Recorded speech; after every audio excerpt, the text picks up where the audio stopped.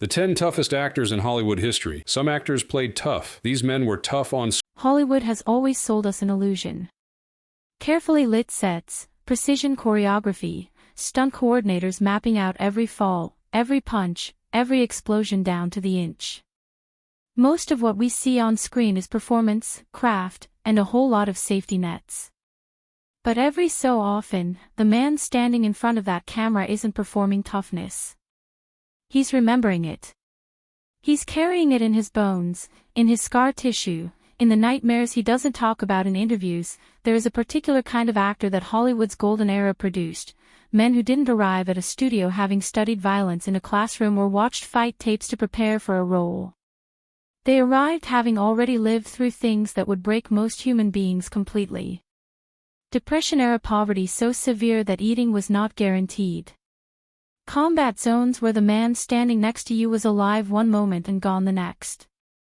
Prison cells where weakness wasn't just a disadvantage, it was a death sentence. These men brought something to the screen that modern cinema, for all its technology and budget and talent, has never quite been able to replicate. You can feel it when you watch them. A stillness. A weight. A quiet that communicates something deeper than any scripted line ever could. Today, we're counting down the 10 toughest actors in Hollywood history. And we want to be precise about what we mean by tough. We're not talking about who played the most action roles or who had the most impressive physique. We're talking about the men whose real lives, before the fame, during the fame, and sometimes long after it, were defined by genuine hardship, authentic danger, and a kind of resilience that no acting coach on earth could manufacture. These are men who didn't need to pretend. Life had already done the work. Before we get into it, ask yourself right now, which classic Hollywood actor would you least want to face in a genuine confrontation? Hold that thought, because by the time we reach number 1, you might have a completely different answer. Some of these men earned medals. Some earned prison records. All of them earned something far more valuable than either, the kind of unshakable inner steel that only comes from surviving things most people can't even imagine. Let's get into it. We begin with a man whose entire face told a story that his publicist never could. Robert Mitchum, with those famously heavy-lidded eyes and that jaw that looked like it had been carved from something harder than bone, possessed a screen presence so naturally threatening that directors often admitted they didn't quite know what to do with him except simply point a camera in his direction and let whatever happened, happen. But here's the thing about Mitchum that gets lost in the mythology surrounding his Hollywood career. That danger you sensed wasn't constructed in a studio system. It was assembled on freight trains during the Great Depression, in the underground rooms where men fought each other for food money, and in the dirt yards of a Georgia chain gang where a teenage Mitchum found himself after being arrested for vagrancy at just 16 years old. He wasn't a troubled rich kid playing at rebellion. He was a genuinely displaced young man trying to survive in one of the harshest economic periods America had ever seen. Before his first screen test, Mitchum had worked as a coal miner, a ditch digger, a sheet metal worker, and a traveling boxer who fought under assumed names to keep himself fed. He had hopped trains across the continental United States not as a romantic adventure but as the most practical available option for a young man without money or prospects. Each of those experiences deposited something into him that would later translate directly onto the screen, a bone-deep familiarity with danger, a complete absence of manufactured tension, because real tension had been his constant companion for years before any director ever called action. When his marijuana arrest in 1948 threatened to derail a career that had only recently launched, Mitchum responded in the way that only a man with nothing left to prove could. He served 60 days, walked out of jail with his characteristic nonchalance, and returned to work as though the entire episode had been a mildly inconvenient appointment he'd had to keep. He didn't apologize. He didn't perform contrition for the press. He simply continued existing on his own terms, which had been hardened into something remarkably solid long before Hollywood entered the picture. His co-stars consistently noted that working alongside Mitchum produced an unusual sensation, not the discomfort of working with a difficult person, but the particular unease of working with someone who had already been tested in ways you hadn't. The broken nose was real. The 1,000-yard quality in those sleepy eyes was real. When Robert Mitchum stood across from you in a scene and looked like he was deciding something, it worked on screen because it had worked in life, in circumstances considerably less comfortable than a film set. That if Robert Mitchum was shaped by the Depression's particular brand of American poverty, Charles Bronson was forged in something even more concentrated and suffocating. He was born the 11th of 15 children in a Pennsylvania coal mining family so poor that he shared clothing with his siblings, that he went to school wearing his mother's dress on at least one documented occasion simply because there was nothing else available. By the time he was 10 years old, Charles Bronson was already underground, working the coal seams alongside grown men in conditions that would horrify any modern safety inspector. That is not a metaphor or a romanticized detail. That is the literal reality of his childhood. Darkness, physical labor, the constant presence of danger, and the understanding that weakness underground was not a personal failing but a genuine threat to survival. The coal dust that settled into his lungs and the muscle memory of physical work done under dangerous conditions became the foundation of everything that made him compelling on screen. Decades later, when World War II arrived, Bronson traded one dark and dangerous environment for another, enlisting and eventually serving as a tail gunner on B-29 Superfortress bombers flying missions over Japan.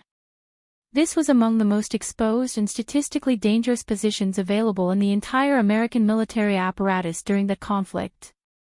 He was wounded in action and came home with a Purple Heart, not a prop, not a costume piece, but a physical acknowledgement of the fact that enemy fire had found him at altitude over hostile territory. Hollywood, when it eventually discovered him, got something it genuinely didn't know how to categorize. Bronson wasn't interested in stardom, wasn't chasing recognition, wasn't performing for approval. He wanted work, and he did it with an efficiency that came directly from his background. A man who had spent his formative years doing genuinely difficult things in genuinely dangerous places didn't bring unnecessary drama to a job. He showed up. He hit his marks. He delivered. And when the script required him to be physically menacing, he didn't have to search for that quality in some emotional memory exercise. He simply allowed what was already present to surface briefly before covering it back up. The famous story about death threats following his Death Wish franchise captures him perfectly. When a studio executive nervously suggested protective measures, Bronson's response was essentially philosophical. He had already been underground at 10. He had already been shot at over Japan. The particular calculus of fear that governed other men's decisions simply didn't apply to him in the same way. There are men who perform stoicism and men who simply are stoic, who have internalized the management of pain and difficulty so completely that it no longer requires conscious effort. John Wayne belonged firmly to the second category, and the evidence for this is not found in his films but in the production records around them, in the medical realities he navigated while maintaining a professional output that would have been impressive even for a healthy man. Before the Stetson and the distinctive rolling walk became internationally recognizable symbols, Wayne had earned his place in the physical world the straightforward way, through labor. His early years in Hollywood were spent doing exactly the work that the title suggests: prop moving, set construction, the thankless physical grunt work of a studio lot where his scholarship football physique made him genuinely useful in ways that had nothing to do with his face.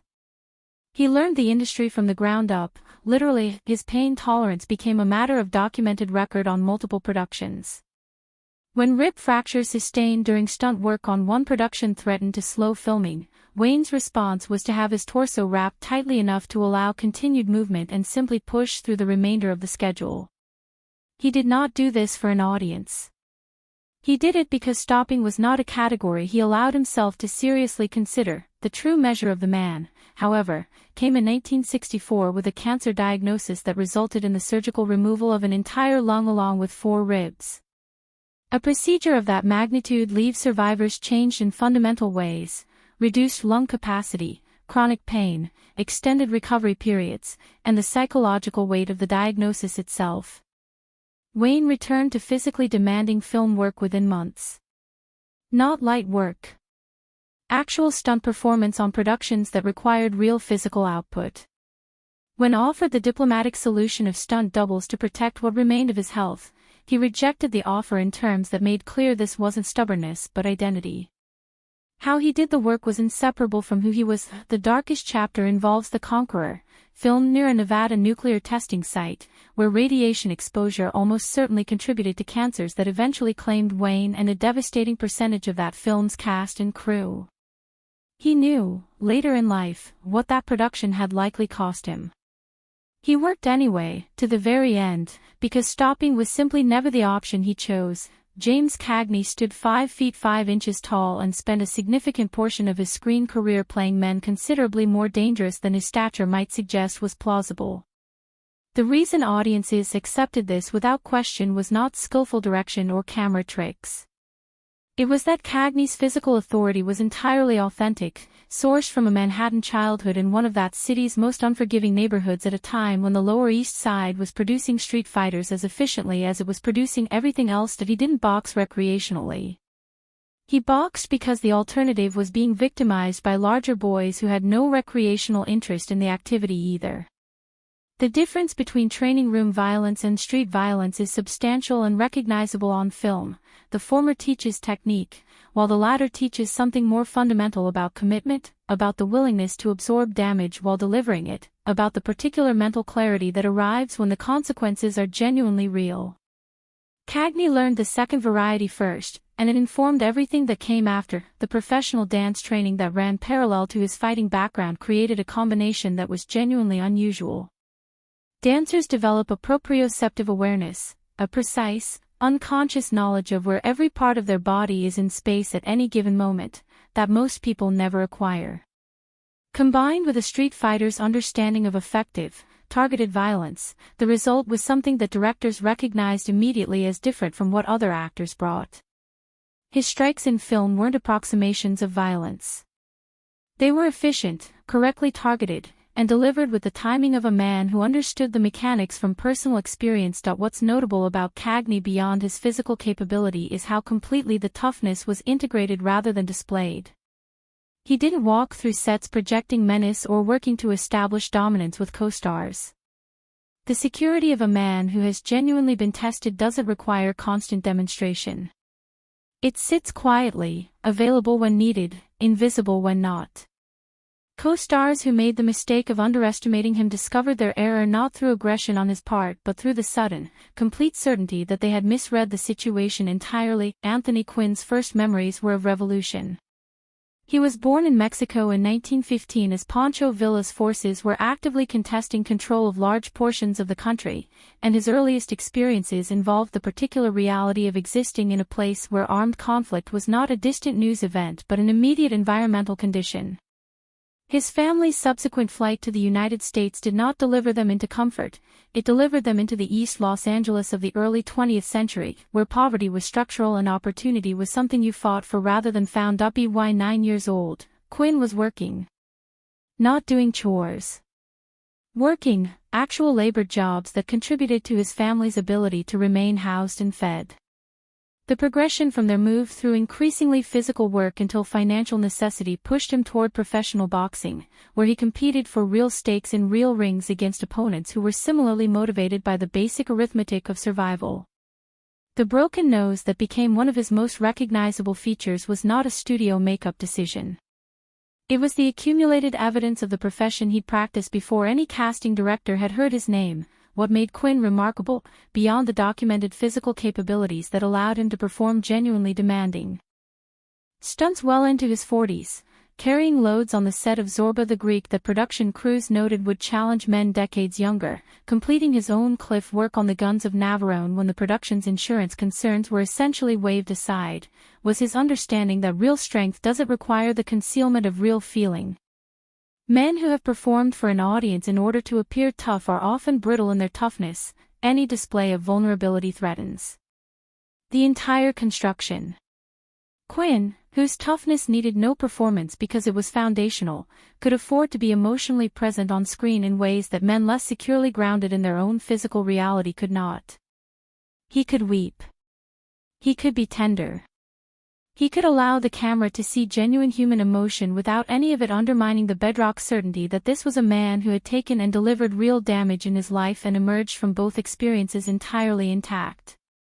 That particular combination is extraordinarily rare. In Hollywood and everywhere else, there is a version of Kirk Douglas's story that begins with the son of a ragman in upstate New York, the sixth of 7 children in a Russian Jewish immigrant family so poor that the ragman's cart his father pulled through the streets of Amsterdam was their primary economic instrument.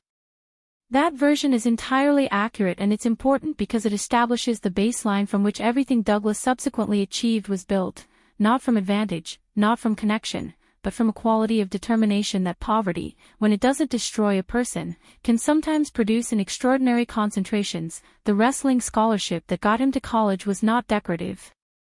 Collegiate wrestling at the competitive level is among the most physically and mentally demanding athletic endeavors available. It rewards strength, technique, and above all, an absolute refusal to quit when your body has generated every available signal that quitting is the correct option. Douglas won that scholarship and everything it represented through a willingness to exist in that particular discomfort longer than his opponents could manage. It was a skill that would serve him across an extraordinarily long career. His naval service during World War II placed him aboard submarine chasers, small, fast, dangerously exposed vessels whose operational profile put them regularly in proximity to exactly the kind of danger their name implies.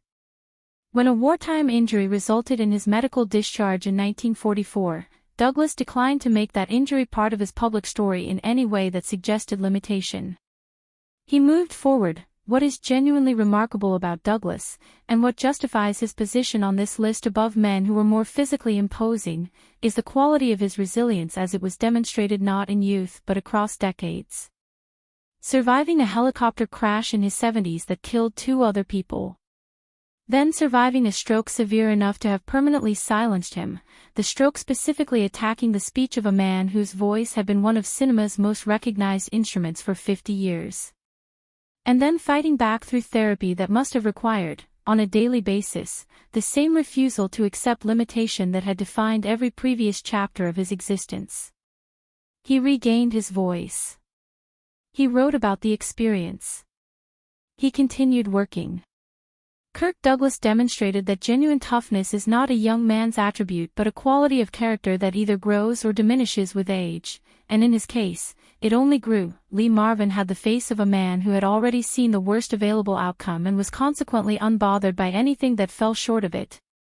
That quality, the specific calm of someone for whom genuine catastrophe is not theoretical but remembered, is extraordinarily difficult to manufacture and completely impossible to fake for the duration of a career. Marvin didn't manufacture it. He carried it back from the Pacific theater of World War II, where he served as a Marine through some of that conflict's most brutal island-hopping campaigns. During the battle for Saipan, he was hit by machine gun fire that severed his sciatic nerve. The sciatic nerve, running from the lower spine through the leg, governs a significant portion of lower body movement and sensation, and damage to it produces lasting consequences. Marvin spent considerable recovery time in a military hospital and returned to civilian life with a permanent physical reminder of what he'd experienced, a limp he managed through disciplined technique for the rest of his screen career so effectively that most audiences were entirely unaware of it. When he arrived in Hollywood, he brought something that directors struggled to articulate but immediately recognized, a physical understanding of violence that was qualitatively different from what actors who'd studied it could approximate. He didn't move like someone who'd learned how dangerous men move. He moved like someone who had been in proximity to genuine danger long enough that the movement patterns had become encoded at a level below conscious thought. Economical. Purposeful. Without the slight excess of dramatic emphasis that trained movement invariably produces, his physical presence off-camera matched what appeared on screen, not through aggression or performance, but through a complete absence of the anxiety that most people carry about conflict. When you have already experienced the thing that other people are afraid of, the social dynamics around that fear shift fundamentally. Marvin didn't need to intimidate anyone. He simply didn't need anything from anyone, and people felt that absence of need is something more unsettling than any overt display would have been. That's the genuine article. That's what a man looks like after Saipan. Steve McQueen arrived in the world at a disadvantage that had nothing to do with money, though money was absent too. He was abandoned by his father before he could form memories of the man, subsequently abandoned by his mother, and raised in a Missouri boys' town that served as his primary experience of institutional rather than familial structure during his formative years. The education he received there was not primarily academic. It was practical, about the dynamics of survival in a world that had already demonstrated its indifference to his well-being before he was old enough to have done anything to deserve that indifference. His Marine Corps service included an episode that tells you everything you need to know about McQueen's fundamental character, beneath the coolness and the speed and the carefully constructed image. During Arctic training exercises, he pulled 5 fellow Marines from a sinking tank at genuine personal risk. There was no audience for this. There was no calculation about how it would look. There was a dangerous situation, people who needed help, and McQueen moved toward the danger rather than away from it. That instinct, which is either present or absent in a person and cannot be installed through instruction, explained much of what he was. In Hollywood, the studio system encountered a man who regarded their safety concerns with the same indifference he'd encountered regarding his own well-being in childhood. He raced motorcycles and cars professionally, sometimes using false names to prevent production companies from stopping him. He performed stunts that his own stunt double, a professional whose livelihood depended on expertise in this area, described as exceeding what most professionals in the field would attempt. He placed second overall at the 1970 Sebring race with a fractured foot, because the alternative was not racing, and not racing was not a category McQueen gave serious consideration. The coolness that made him a global icon was real, but it was a detachment. It was the particular equilibrium of a man who had started from nothing, survived the indifference of every institution that should have protected him, discovered in himself a genuine fearlessness, and decided to live at the absolute maximum available intensity for whatever time he had. That's not an aesthetic choice. That's a life philosophy assembled from genuine experience, and no amount of screen testing can produce it in a person who hasn't lived it first. Here is where we ask you to stop whatever you're doing and genuinely sit with what we're about to describe, because the documented, verified, historically recorded reality of Audie Murphy's military service is so extraordinary that when Hollywood made a film about it, the production team had to deliberately omit and scale down his actual achievements. Because test audiences found the accurate version implausible, read that again. His real life was too unbelievable for movies. Murphy was 19 years old when he single-handedly held off an entire German company, approximately 250 soldiers, for more than an hour. He accomplished this after ordering his men to retreat to safety, mounting a burning M10 tank destroyer that had already been disabled and was actively on fire with risk of ammunition explosion, and using its heavy machine gun alone against the advancing enemy. He was already wounded. He continued until he had exhausted the available ammunition and then, rather than withdrawing, organized and personally led a counterattack that drove the German forces back. This single action earned him the Medal of Honor, the highest military decoration the United States can bestow. But here is what makes Murphy's story different from every other entry on this list. This was not the exceptional moment in an otherwise ordinary service record. This was Tuesday. By the time the war in Europe ended, Murphy had accumulated every combat decoration the United States Army offered, 28 medals total, including decorations from France and Belgium. Military historians who have studied his service record note that his personal documented kill count, over 240 enemy soldiers, exceeds the totals of some entire combat units. He had been wounded multiple times. He kept returning to the line that he was 5 feet 5 inches tall and weighed 112 pounds when he enlisted. Recruiters initially turned him away. He looked like a high school sophomore. The disconnect between his appearance and his documented capability represents something genuinely unsettling about the nature of human lethality, that the most dangerous person in a room rarely announces the fact. When Hollywood hired him, security personnel at studio gates initially refused him entry because this gentle-faced young man couldn't possibly be the Audie Murphy they'd read about. The cost of what Murphy did and saw during those years was enormous and lasting. He slept with a loaded pistol under his pillow for decades. He suffered violent flashbacks. He struggled with what we now call post-traumatic stress disorder at a time when that condition had no name and was frequently met with dismissal or contempt.